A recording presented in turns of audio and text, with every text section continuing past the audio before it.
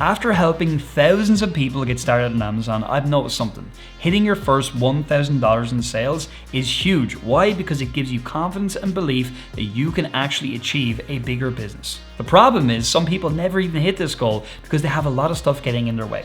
In this short video, I'm going to break down the exact barriers that are stopping you from hitting your first $1,000 and beyond on Amazon. And I know if you implement everything I show you in this video, you will have success no matter where you're starting from. So watch every second of this and let's get started. Most sellers fail to hit the $1,000 level, which is again, is just a beginner level. It comes down to a simple thing. This is an inventory-based business. That is something that is a very new concept if you are a beginner in business.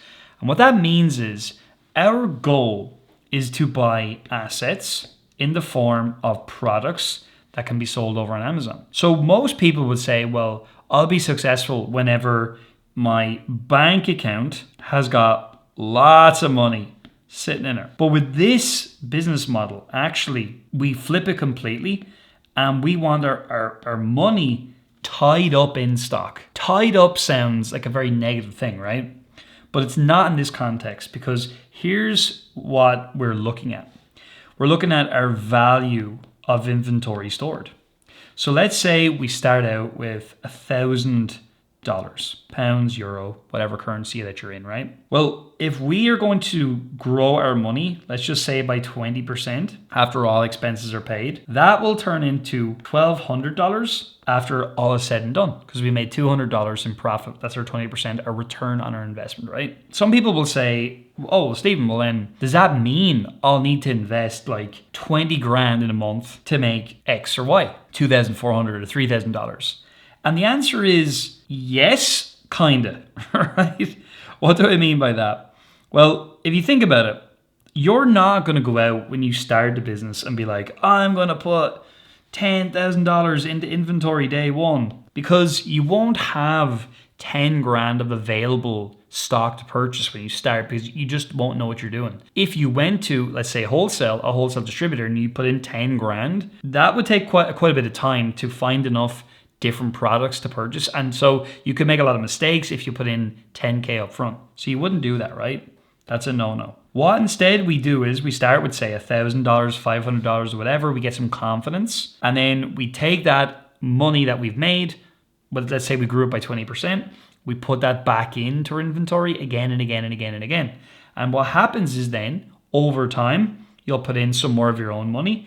And over time, you'll build up an inventory purchase fund where you will eventually be in a position where you're placing lots of different orders. So it could be 2K here, could be 5K there, could be $1,000 on a new supplier, could be $8,000 with like a really well-known supplier. And all of a sudden, these orders will add up to a certain amount of inventory purchased.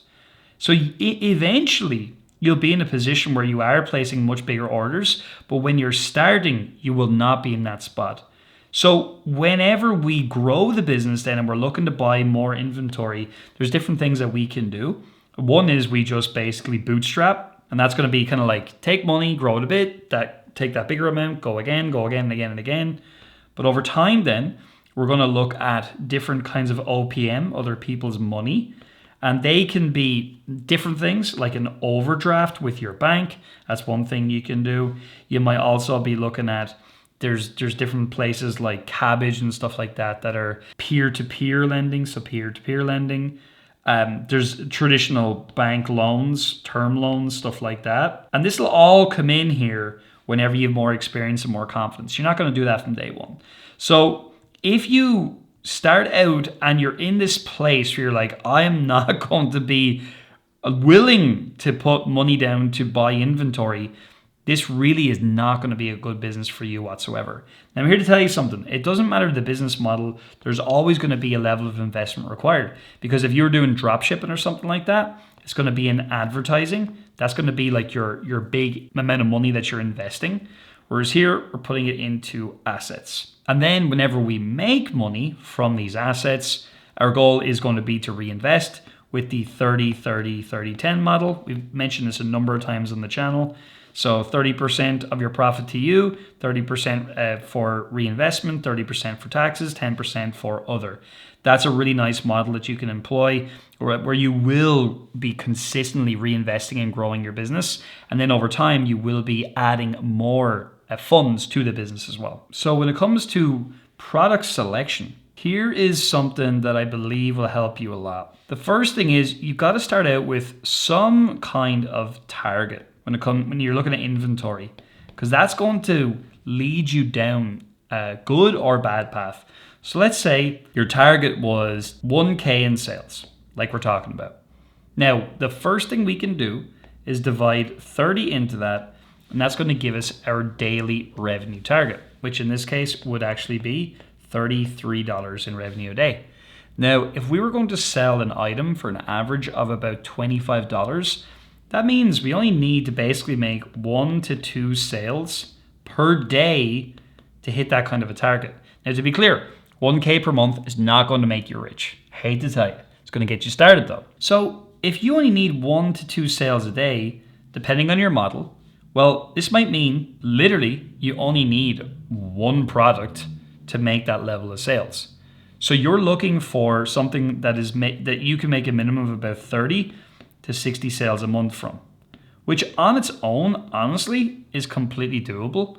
But the reality of the situation is whenever you're starting, no matter if it's arbitrage or wholesale or whatever, private label, okay, maybe you would only start with one item, but we're usually going to have a minimum of about 5 different products to start with, because when we're sending something into Amazon, we're going to be building up a box, and in that box, there's going to be inventory, because Amazon, there's a certain, depending on the country you're selling in, there's a certain minimum weight volume that Amazon will accept. There's no point literally having a box like this that has like this amount in it, because you're just wasting so much room inside a box. So you're going to fill it up with arbitrage stuff, or you're going to fill it up with wholesale, and you're going to ship it in because it's going to be more efficient that way. And so if you have got 5 different items, like you've technically got 5 different chances every day to make 1 to 2 sales.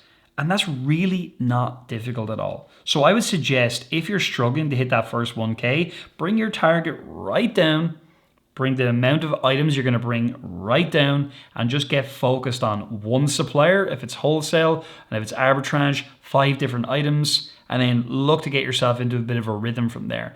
If you're an arbitrage, you don't need to have a month's worth of inventory of 5 different products in order to be successful. So you don't need to have like 100 or 200 units or something. You can have a lot less than that. And even with something like arbitrage, that's kind of the beauty of the model. You could just send a box in and just get your first sales. And a box should actually contain $1,000 worth of sales. It may not, depending, but it should do. Absolutely, actually, because if not, it probably wouldn't be very profitable for you. And that leads me on really to profit, right? When you're starting, the big mistake I see people make is that they're looking for the optimal profit from day one. And when you're doing that, let's say you're like looking for a 30% ROI or something like that. Well, that means when you're looking at product selection on Amazon or wherever, or from a wholesale distributor, like you will not sell anything unless it's 30% or more. But my suggestion to you today is simple. Just look to get your first sales, right? And ignore the profit in essence. Now, at the same time, you don't want to be in a situation where you're making like minus 50% or something, because that's just going to put you into a difficult situation. But I'm just saying, like, if you break even, right, on your first couple of orders even, it doesn't matter. You got your money back. Okay, you might have some cost in there of shipping it out and whatever. But see all of this.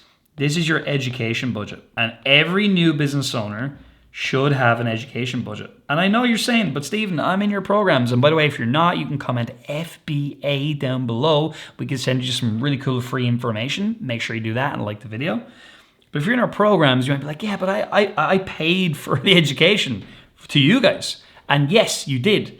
But at the same time, there is a gap between actually knowledge and execution. And this is what that education budget talks about. And it doesn't have to be big, and it's not going to be big, right?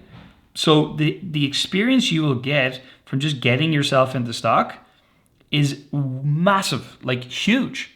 For myself, when I first started doing private label, which is where I started to actually sell my own brands on Amazon, I made every mistake you could possibly make on my first item. But it taught me all the lessons I needed to learn back then so that every other order was not the same. And you will have the exact same experience when you do that. So bring down your target, bring down your profit expectation, and I promise you, you will place orders quickly. The next thing, scaling. And the scaling bottleneck. First things first, most people don't understand what scaling actually means.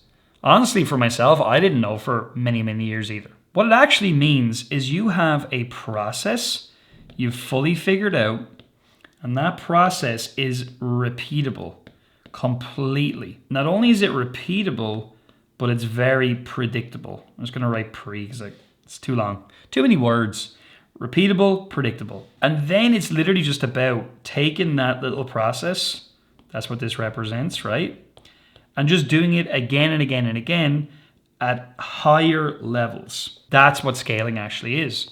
But for you, if you're looking to hit your first $1,000 in sales, you don't need to worry about scaling at all. In fact, I recommend you do things that don't scale, especially when you're starting out. So if you end up talking to a supplier for way longer than you thought you were going to speak to them for, you're spending way more time than ever on product research. That's absolutely fine in the early days. The expectation though of having everything perfect from day one is going to absolutely kill you. It's going to kill your progress, and it's going to kill any chance of you getting to your first $1,000 and beyond. So the big skills to nail before we can scale, that rhymes, which is not good, right? Is you got to get really good at sourcing items. Because if you can't source stuff, then you've no products. Then you need to get good eventually then at making sales. And then you need to get good at automating your pricing to make sure you keep and remain in stock. Whenever you get these pieces down, that's whenever you can look to outsource down the line. Have other people take it on for you and start managing your sourcing, your selling, and your automating of your pricing. But that's way down the line.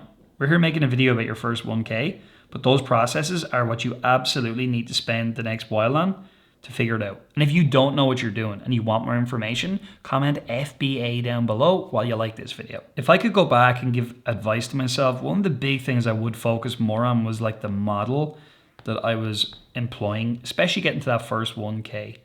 So if you're low on cash, you don't even need to do wholesale or even retail or online arbitrage.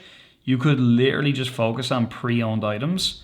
And that's assuming you live in a country where Amazon is like located in your country. Now, one country where there's difficulty with this model is actually Australia. For whatever reason, they have weird rules around pre-owned items. So that's the one little asterisk on this one.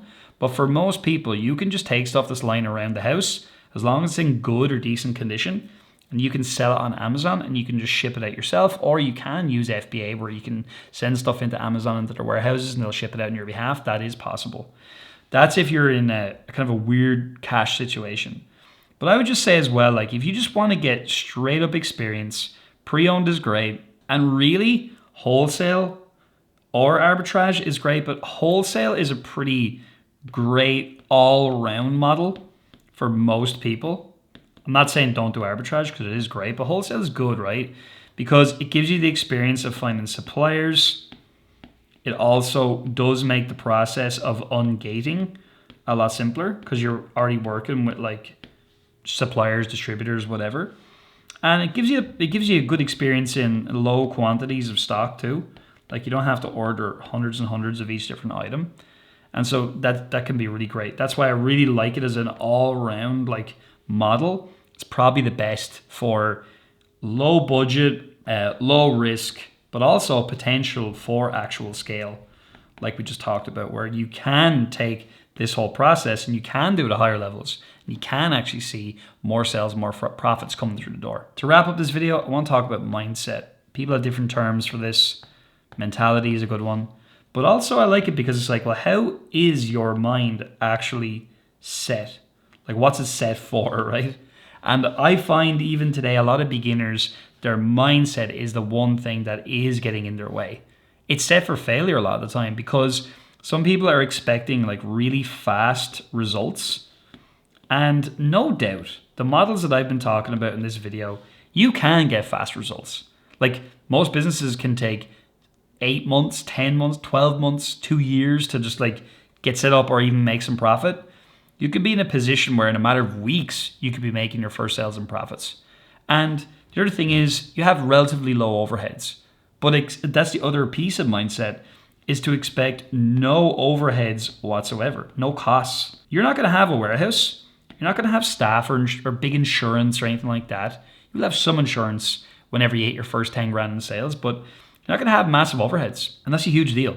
Whereas if you expect no costs whatsoever, you're just barking up the wrong tree completely. Another piece that's a problem is looking for perfection from day one. Even with our help and support, it doesn't exist. I hate to tell you, because you're going to make mistakes. You're going to miscalculate stuff.